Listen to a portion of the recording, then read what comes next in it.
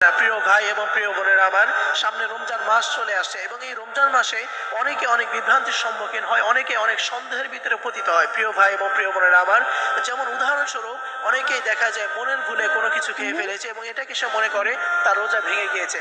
আবার অনেকে এটাও মনে করে যে অনেকে তারাবির নামাজ পড়ে না এবং এটাকে সে মনে করে যে তার রোজাও হবে না।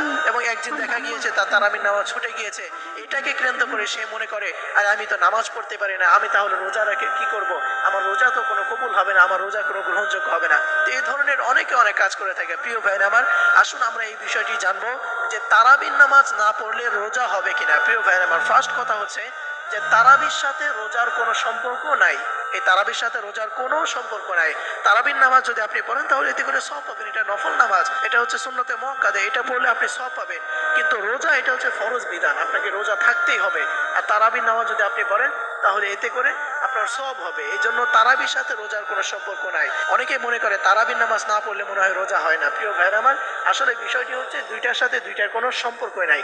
এই জন্য এই বিষয়টি মনে করার কোনো অবকাশ নাই। এই জন্য প্রিয় ভাইরা আমার, কখনোই আপনার যদি তারাবির নামাজ ছুটে যায় তাহলে এতে করে রোজা কখনো আপনার ছেড়ে দেবেন। আল্লাহ তাআলা সকলকে এই রমজান মাসে সবকিছু বুঝে আমল করার তৌফিক দান করুন। সকলেই পড়ি আমিন।